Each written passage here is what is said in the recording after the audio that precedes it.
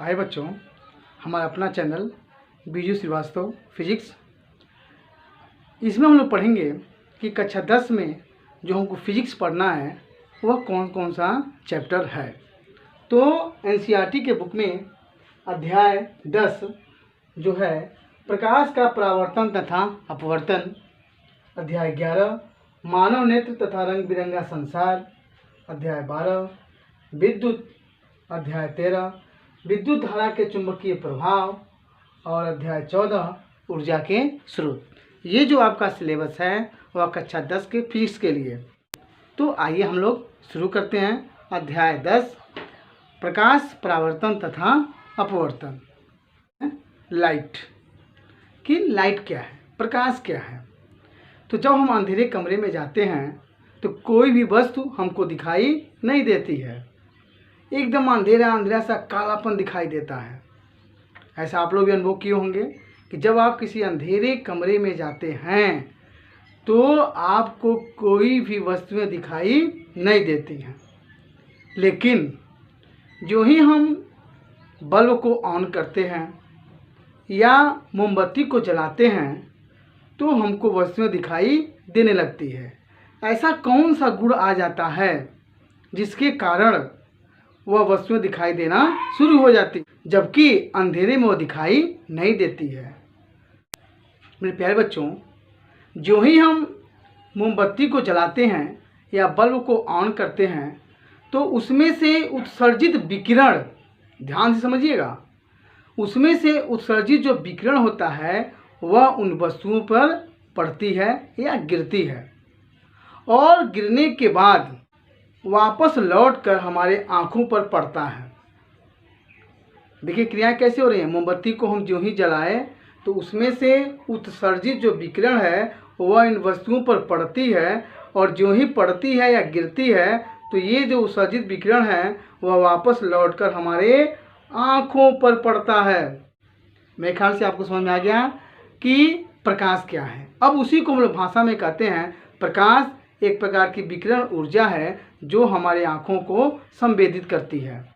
एक चीज़ मेरे प्यारे बच्चों, ये ध्यान देना, प्रकाश वस्तुओं को दिखाता है जबकि प्रकाश स्वयं नहीं दिखता है। अब आपके मन में ये हो रहा होगा कि प्रकाश कैसे चलता है, किस मीडियम में चलता है।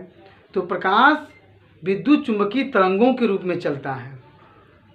प्रकाश विद्युत चुंबकीय तरंगों के रूप में चलता है और मेरे प्यारे बच्चों, इसका जो तरंगदैर्घ्य होता है, प्रकाश का तरंगदैर्घ्य होता है वह 3900 एंगस्ट्रॉम से 7800 एंगस्ट्रॉम के बीच में होता है। देखिए प्रकाश का जो तरंगदैर्घ्य होता है वह 3900 एंगस्ट्रॉम से 7800 एंगस्ट्रॉम के बीच होता है और प्रकाश को चलने के लिए किसी माध्यम की आवश्यकता नहीं होती है, जबकि प्रकाश विद्युत चुंबकीय तरंगों के रूप में चलता है। मेरे प्यारे बच्चों, निर्वात में प्रकाश की जो चाल होती है वह 3 × 10⁸ मीटर पर सेकेंड होती है। यानी निर्वात में प्रकाश की चाल, निर्वात में प्रकाश की चाल 3 × 10⁸ मीटर प्रति सेकेंड होती है। आइए हम लोग प्रकाश के बारे में और कुछ जानकारी प्राप्त करते हैं। मेरे प्यारे बच्चों, बहुत लोग पूछते हैं कि सर प्रकाश क्या ऊष्मा का एक रूप है, क्या हम प्रकाश को ऊष्मीय ऊर्जा बोल सकते हैं? क्योंकि मैं बोला हूँ प्रकाश एक प्रकार की ऊर्जा है जिसको हम बोलते हैं विकिरण ऊर्जा। कि आप एक थर्मामीटर को लीजिए जो सुग्राही हो और उसको सूर्य के प्रकाश में रख दीजिए तो आप देखेंगे कुछ समय के बाद उसका थर्मामीटर का जो पारा है वह ऊपर चढ़ना शुरू हो जाता है या ऊपर चढ़ जाता है। इसका मतलब क्या हो गया कि प्रकाश एक प्रकार का ऊष्मीय ऊर्जा है, यानी प्रकाश में क्या है, ऊष्मा है। अब देखो मेरे प्यारे बच्चों, अब प्रकाश के बारे में कुछ और जानकारी हम लोग कर लेते हैं कि प्रकाश एक सरल रेखा में चलता है। देखिए प्रकाश जो होता है वह सरल रेखा में चलता है। जैसे इसका एग्जाम्पल आप देखेंगे कि हम लोग गर्मी के दिनों में जब बहुत तेज़ धूप होती है तो छाते का प्रयोग करते हैं। अगर प्रकाश सीधी रेखा में नहीं चलता तो हम अपने छाते को कभी ऊपर, कभी बाएं, कभी दाएं, ऐसे लेफ्ट राइट ऐसे करते रहते, इसलिए हम लोग क्या करते हैं, हम लोग उस छाते को ऐसे सीधा पकड़ के और चलते हैं। मेरी बात समझ में आपको आ रही है कि प्रकाश सीधी रेखा में चलती है। अगर सीधी रेखा में नहीं चलती तो हम लोग छाते को क्या करते, कभी आगे, कभी पीछे, कभी दाएं, कभी बाएं, ऐसे करते हैं। तो प्रकाश सीधी रेखा में चलती है।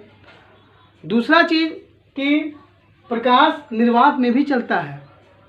प्रकाश निर्वात में चलता है और निर्वात में चलते हुए वह तो कहाँ तक आती है, पृथ्वी तक आती है। जैसे आप देखोगे प्रकाश शुरू से आती है तो नक्षत्रों से होते हुए, ब्रह्मांड से होते हुए कहाँ आती है, तो हमारे पृथ्वी पर आती है। तो हम कह सकते हैं कि प्रकाश निर्वात में भी चलती है। उसके बाद अन्य चीज़ है, इसके बाद हम लोग तो कुछ अपर क्लास का भी है, लेकिन आइए हम लोग इसको समझ लेते हैं। प्रकाश में परावर्तन होता है, जो हम लोग पढ़ेंगे क्लास 10th में। प्रकाश में अपवर्तन होता है, प्रकाश में वर्ग विक्षेपण होता है। तो ये सब चीज़ हम लोग 10th में ही पढ़ेंगे। परावर्तन जो हम लोग अभी पढ़ने वाले हैं कि जब कोई प्रकाश की किरण किसी तल से टकराती है तो टकराने के बाद वापस उसी माध्यम में लौट जाती है और आपतन कोण तथा परावर्तन कोण आपस में बराबर होते हैं। अपवर्तन क्या है, जब कोई प्रकाश की किरण एक समान माध्यम से दूसरे समान माध्यम में जाती है तो अपने मार्ग से विचलित हो जाती है, अर्थात आपतन कोण की ज्या तथा अपवर्तन कोण की ज्या का अनुपात एक नियतांक होता है। हम लोग इस पर चर्चा करेंगे इस क्लास में। अब देखिए वर्ण विक्षेपण होता है, तो जब कोई श्वेत प्रकाश किसी प्रिज्म से गुजरती है तो वह अनेक रंगों में क्या होती है, विभक्त हो जाती है। जब श्वेत प्रकाश किसी प्रिज्म से गुजरती है तो वह कई रंगों में विभक्त हो जाती है। ये वर्ण विक्षेपण हो गया। प्रकाश में क्या होता है, व्यतिकरण होता है, इसको हम लोग अपर क्लास में पढ़ेंगे।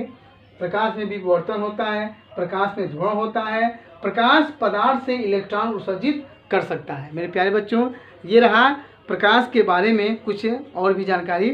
तो आप लोग मेरे ख्याल से प्रकाश समझ गए कि प्रकाश क्या है, ठीक है। अब हम लोग पढ़ेंगे कि प्रकाश का परावर्तन।